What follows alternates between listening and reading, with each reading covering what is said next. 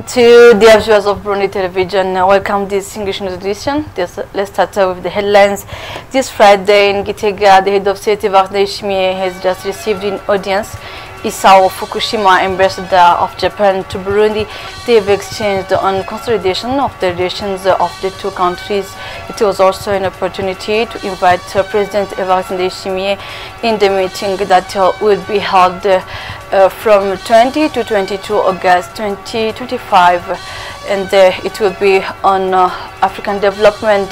In the Burundi under-20 women national volleyball team departed from Bujumbura to Yaoundé in Cameroon this Friday for a major tournament, a departure that symbolizes national pride. Welcome again, Amersi Kamukama. Details now.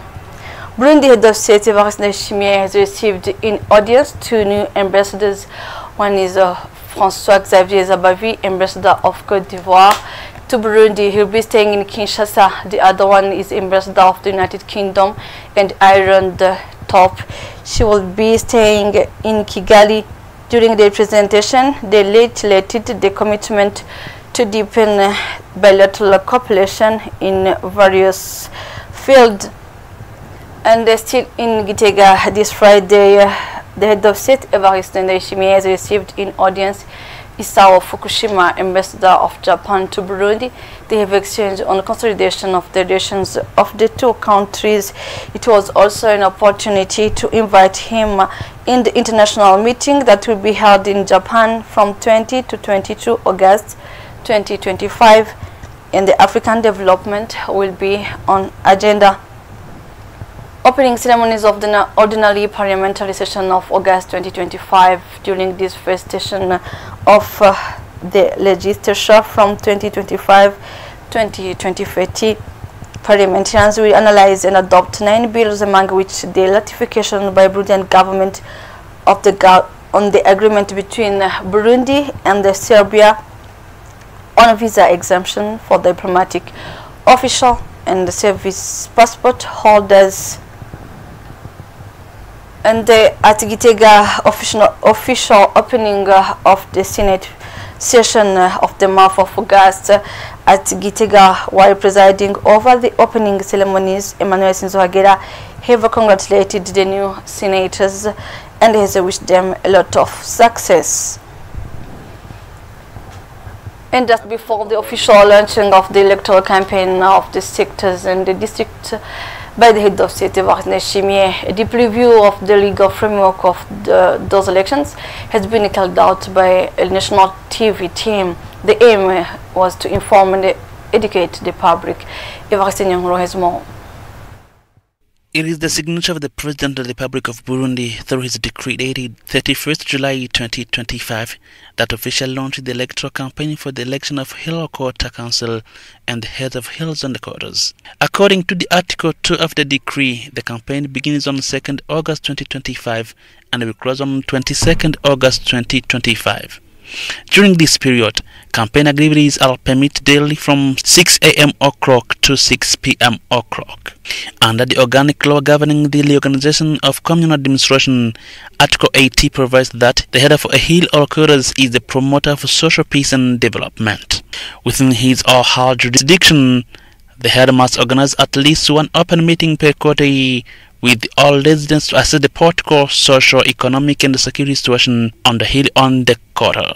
According to the Electoral Code, Article 170, the Hill or Quarter Council consists of 5 members elected by the direct universal suffrage. The candidate receiving the highest number of votes automatically becomes the head of Hill or Quarter.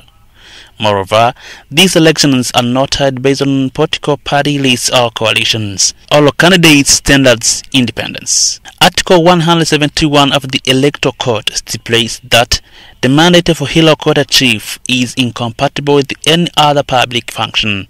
Any public servant, whether permanent or contractual, elected to such position must be present in secondment. During the exercise of the mandate, the chief may not serve in the leadership of any political party.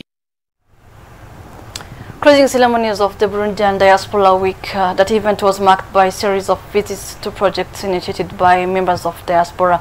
Gordier Gatogato for the details.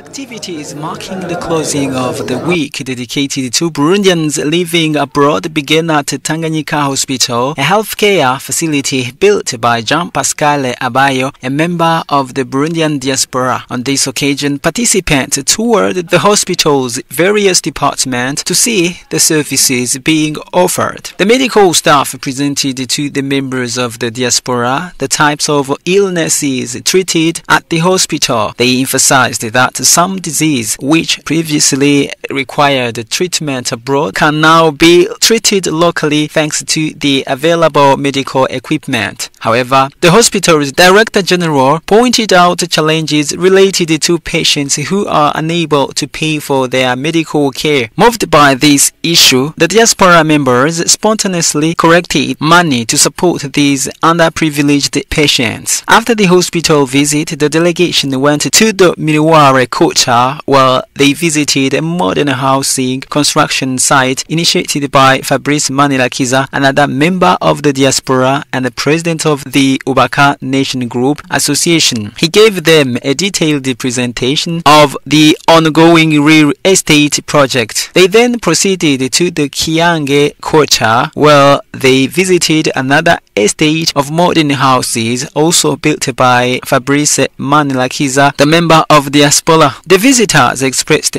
their appreciation for the construction of these new homes. The president of the Association of Burundians Living Abroad expressed his satisfaction with the government's support of the diaspora's development initiatives. He stated that members of the diaspora are committed to support the government by providing knowledge. In his closing speech, Sildi Manilerekana, assistant to the Minister of Foreign Affairs and Development Corporation, stated that the recommendations made by the diaspora during the week would be taken into account by the ministry. Among these recommendations was the digitalization of all public services, which is viewed as an effective tool in the fight against corruption. The diaspora members also expressed their desire to be involved in the implementation of this digital system. For its part, the government called on the diaspora to help raise public awareness about the importance of working diligently and participating both technical and financially in the implementation of the digitalization process within public services. The activities concluded in a spirit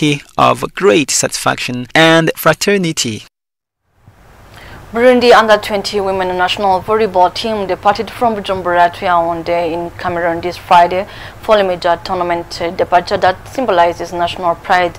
Imagloria Ishimwe has more.